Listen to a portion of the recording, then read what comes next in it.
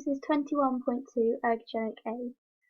A performance enhancer, or ergogenic aid, is anything that gives you mental or physical edge while exercising or competing. This can range from caffeine and sports drinks to illegal substances. There are a variety of both safe and harmful ergogenic aids. So, why do people do them? Athletes and coaches are looking for legal ways to improve performance and improve recovery. However, the drive to win can outweigh the risks of being caught taking performance enhancers. Some substances are banned in competition only, others are banned at all times, and some may be banned in specific sports. But what the athlete they do realise, but they might not take into account, is damage and harm. Also, a reason they may do it is due to pressure from peers, audience, family, or the coaches. Back at the time when the performance enhancers first came out, it wasn't so much who was going to win the race, it was who had the best performance enhancer. So this is suggesting that poorer countries couldn't afford the good illegal drugs, whereas the richer countries could, and therefore they're more likely to win. So back in the day, it would be who has the best drugs, not who's the best athlete. Key organisations. So the World Anti-Doping Agency, or WADA, was established in 1999. Its key activities included scientific research, education and development of anti-doping campaigns, and also monitoring the World Anti-Doping Code. Their code values integrity, which develops policies, procedures and practice that reflect justice and equality. The next code is accountability, so they're looking at their funding bodies while maintaining approach independence from undue influences. So also they respect the rights and integrity to clean athletes. Final, excellence.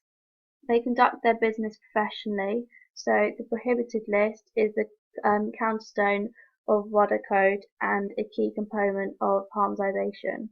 So the list is updated annually and it shows the substances that are prohibited at all times.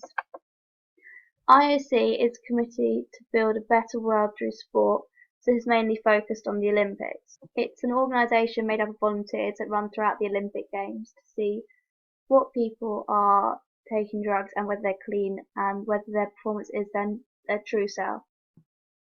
The next is UK Sport, so this is UKAD. Their motto is 100% me, so it's showing that individuals can be themselves without the use of drugs. Doping control personnel are authorised by UKAD to conduct testing in the UK. This is to test different athletes.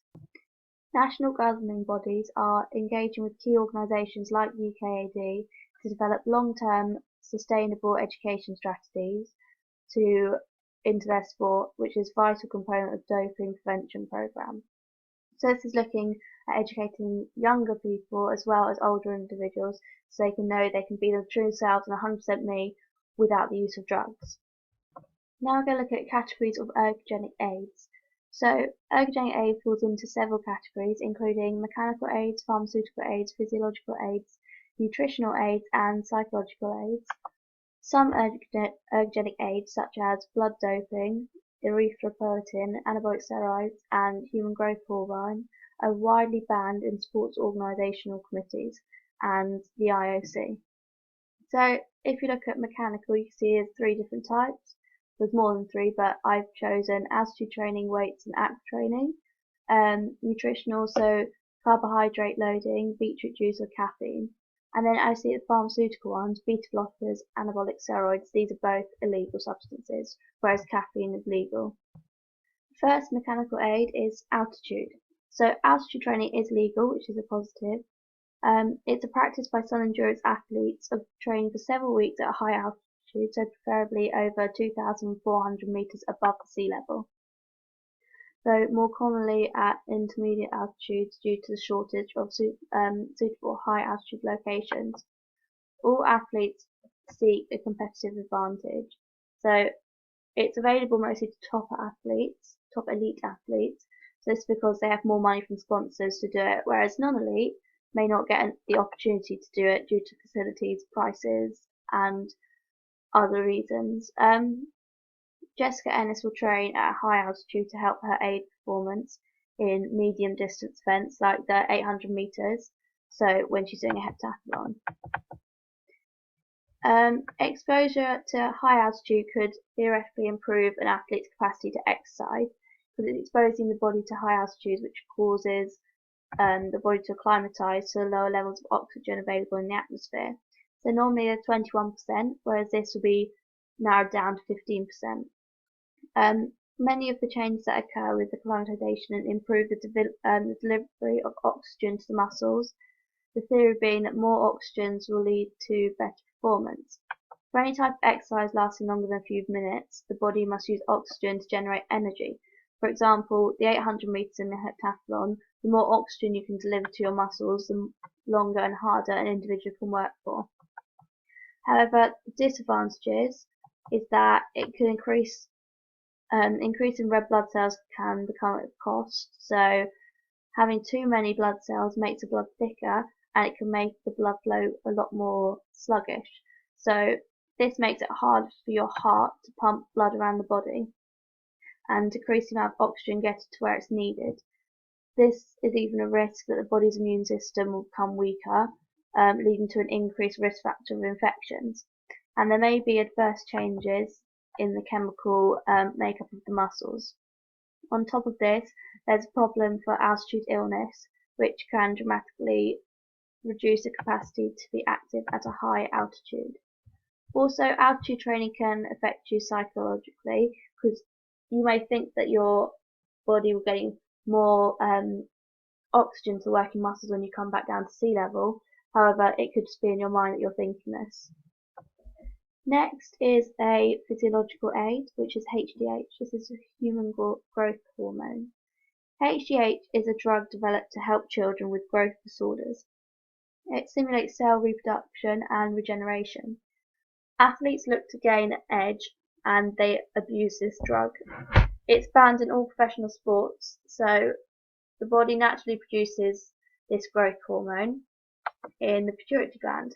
So some may argue that it's a natural substance in the body, so what harm can it do if a little more is added to your body? Healthy adult men typically have about less than 5 nanograms per millimeter, so this is circulating in your blood, but healthy females can produce twice that much. Scientists first isolated HGH in 1956. 3 years later, NHS doctors began to use it in the treatment for children suffering from stunted growth. So before the advent of genetic engineering, the only source of HGH was from human corpses.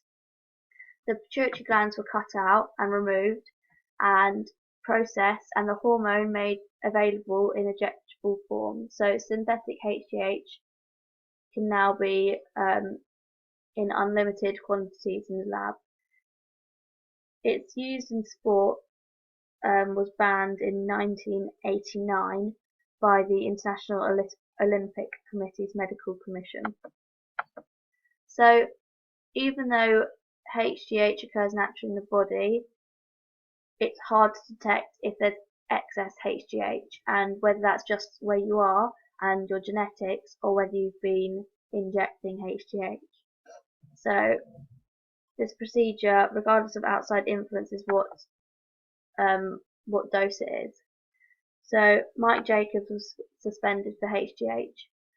So North American professional athlete was suspended for testing positive to human growth hormone. He said, "A few weeks ago, in an attempt to overcome a knee and back problems, I made the terrible decision to take HGH." That's what Jacobs said in his statement. But HGH is available to buy online, and this means it's easy for individuals to get hold of. The advantage of it is it's able to build muscle and improve athletic performance. It showed an 88% increase in muscle strength. It showed an 81% increase in muscle size, and it showed 83% improvement in exercise endurance. So muscle mass will be important for sports such as the shot put and heptathlon. The disadvantages, though, is that it can lower your blood sugar. This is because human growth hormone also increases production of insulin, so this is from the liver. Also, heart enlargement due to prolonged and unsupervised use of human growth hormones leads to failure of the heart to pump blood efficiently. The result is a lack of oxygen supplied to the body tissues, leading to cell death.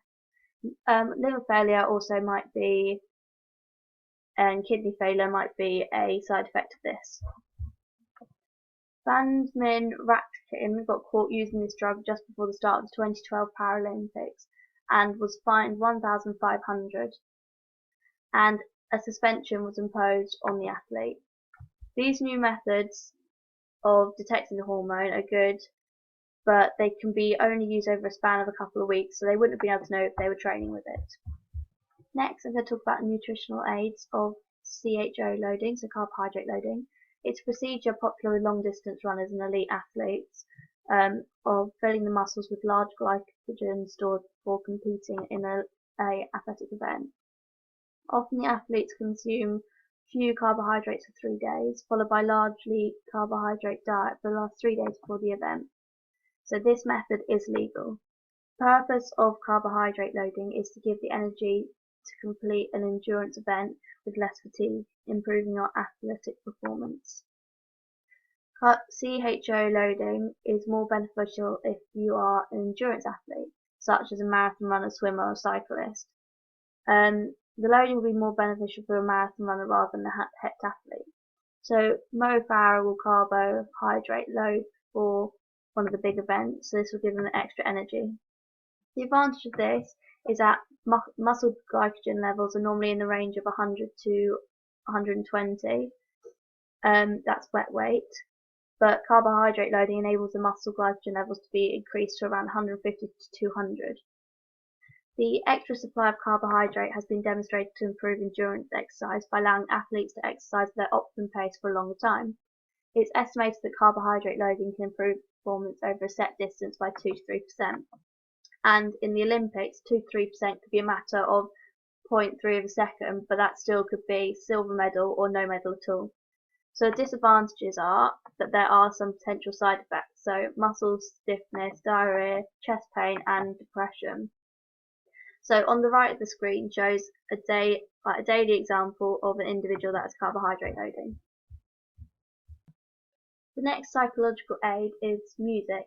So most athletes use this method pre-event. Soothing music can calm pre-game jitters, while energetic music can pump you up before an event. This type of music will depend on what athlete is using it. So most athletes have upbeat music to get them pumped and in the zone for their event. Jessica Ennis uses music before every one of her events in this heptathlete. She says that it's a quick and easy way to get focus on her event. She says before the 800 meters, she uses calming and relaxing music so she can get the nervous, because she does get nervous pre the event. Whereas for shot put or javelin, she has to be more upbeat, so she puts on louder music that will help her get focus and herself get power.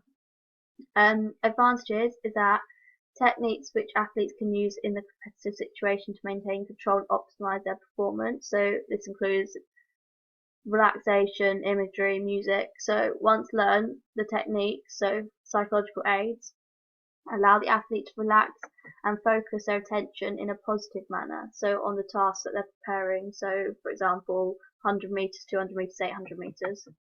Disadvantage is that the wrong type of music could distract their focus from the event.